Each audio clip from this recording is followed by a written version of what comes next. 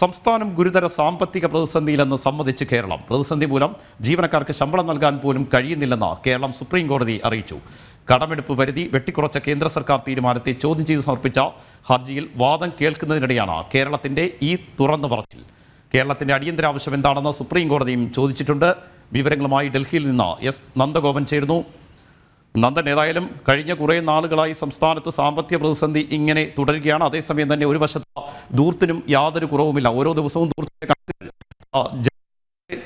പുറത്തു വിട്ടുകൊണ്ടിരിക്കുകയാണ്. ഇതിനിടെയാണ് സുപ്രീം കോടതിയിൽ തന്നെ പറഞ്ഞിരിക്കുന്നത് കയ്യിൽ പണമില്ല, ശമ്പളവും പെൻഷനും ഒന്നും നൽകാൻ പണമില്ല എന്ന് തുറന്നു പറഞ്ഞിരിക്കുകയാണ്. കേന്ദ്രം കഴിഞ്ഞില്ലെങ്കിൽ ഇവയൊന്നും നൽകാൻ കഴിയില്ല എന്ന് സർക്കാർ സുപ്രീം കോടതിയിൽ വ്യക്തമാക്കിയിരിക്കുന്നത് അല്ലേ?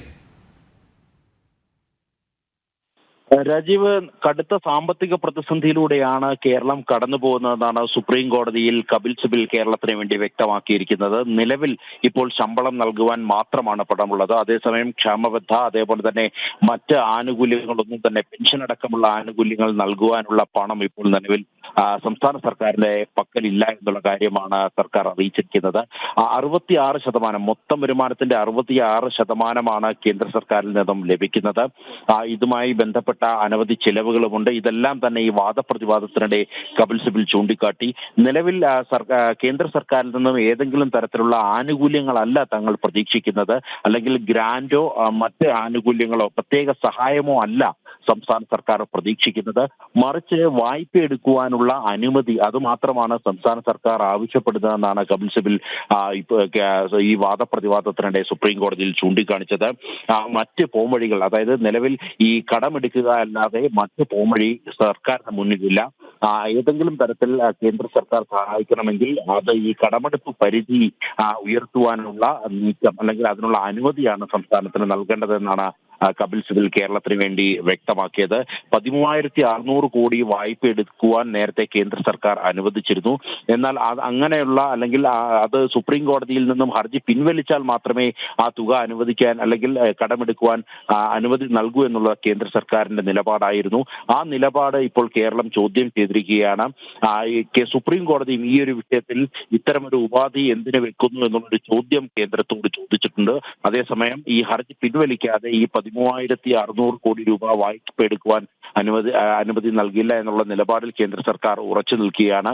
ഇപ്പോൾ നിലവിൽ സംസ്ഥാന സർക്കാരിന്റെ വാദം ഇപ്പോൾ തുടർന്നുകൊണ്ടിരിക്കുകയാണ്. അതിനുശേഷം കേന്ദ്ര സർക്കാരിന്റെ വാദം കൂടി കഴിഞ്ഞതിന് ശേഷം മാത്രമേ കോടതി ഈ വിഷയത്തിൽ ഏതെങ്കിലും തരത്തിലൊരു തീരുമാനമെടുക്കൂ. നിലവിൽ സുപ്രീം കോടതി ചോദിച്ചിരിക്കുന്നത് കേരളത്തിന്റെ അടിയന്തര ആവശ്യം എന്താണ് എന്നുള്ളതാണ്. ഇപ്പോൾ ഈ താൽക്കാലികമായെങ്കിലും പിടിച്ചു നിൽക്കുവാൻ വേണ്ടി അടിയന്തരമായി കേരളം എന്താണ് ആവശ്യപ്പെടുന്നതെന്നാണ് ഇപ്പോൾ സുപ്രീം കോടതി ഇപ്പോൾ ചോദിച്ചിരിക്കുന്നത്. അതേപോലെ തന്നെ കേന്ദ്രത്തോട് ഈ ഉപാധികൾ ഒഴിവാക്കി കൂടെ എന്നുള്ള ചോദ്യവും സുപ്രീം കോടതിയുടെ ഭാഗത്തു നിന്നും ഉണ്ടായി. ഏതായാലും ഇത് സംബന്ധിച്ചിട്ടുള്ള കേന്ദ്ര സർക്കാരിന്റെ വാദം കൂടി ഇനി കോടതിയിൽ നടക്കുവാനുണ്ട്. നന്ദഗോപൻ, ഏതായാലും സുപ്രീം കോടതിയിൽ സംസ്ഥാന സർക്കാർ വ്യക്തമാക്കിയിരിക്കുന്ന ഒരു കാര്യം, ശമ്പളം നൽകുന്നതിനുള്ള പണം മാത്രമേ ഉള്ളൂ, പെൻഷനും ആനുകൂല്യങ്ങളും നൽകാൻ പണമില്ല. അതേസമയം കടമെടുപ്പ് പരിധി കൂട്ടണമെന്ന ആവശ്യം വീണ്ടും മുന്നോട്ട് വെച്ചിരിക്കുന്നു. ഇക്കാര്യത്തിൽ കേന്ദ്ര സർക്കാർ പറഞ്ഞിരിക്കുന്ന അല്ലെങ്കിൽ ചൂണ്ടിക്കാട്ടിയിരിക്കുന്ന ചില വസ്തുതകൾ കൂടിയുണ്ട്. കാരണം ഇതേ രീതിയിൽ കടമെടുത്ത് കേരളം മുന്നോട്ട് പോവുകയാണെങ്കിൽ അത് രാജ്യത്തെ തന്നെ അസ്ഥിരപ്പെടുത്തുന്ന രീതിയിലേക്ക് പോകും. രാജ്യത്ത് തന്നെ സാമ്പത്തിക മേഖലയിൽ പ്രതിസന്ധി ഉണ്ടാക്കും. കേരളം ഭാരതത്തിൻ്റെ ഭാഗം തന്നെയാണ്. അതുകൊണ്ട് തന്നെ ഇനിയും കടമെടുത്ത് ഇങ്ങനെ മുന്നോട്ട് പോകാൻ കഴിയില്ല.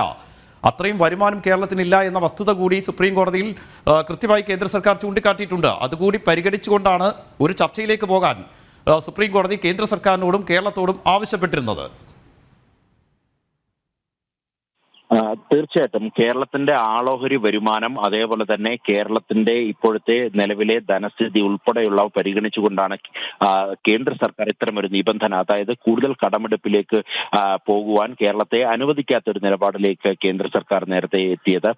എന്നാൽ സംസ്ഥാനത്തിന്റെ പ്രത്യേക സാമ്പത്തിക അവസ്ഥ കൂടി പരിഗണിച്ച് 13,600 കോടി രൂപ കടമെടുക്കുവാൻ വേണ്ടി കേന്ദ്ര സർക്കാർ അനുമതി നൽകാമെന്ന് കഴിഞ്ഞ സുപ്രീം കോടതിയുടെ നിർദ്ദേശപ്രകാരം നടത്തിയ ചർച്ചയിൽ കേന്ദ്ര സർക്കാർ വ്യക്തമാക്കിയതാണ്. പക്ഷേ നിലവിൽ സുപ്രീം കോടതിയിൽ നിൽക്കുന്ന ഹർജി പിൻവലിക്കണമെന്നുള്ള ആവശ്യമാണ് കേന്ദ്ര സർക്കാർ മുന്നോട്ട് വെച്ചത്. ഇത്തരമൊരു ഹർജി സുപ്രീം കോടതിയിൽ നിൽക്കുമ്പോൾ ഇങ്ങനെ ഒരു രമ്യമായി മുന്നോട്ട് പോകാൻ കഴിയില്ല എന്നുള്ളൊരു നിലപാട് കേന്ദ്ര സർക്കാർ മുന്നോട്ട് വെച്ചിരുന്നു.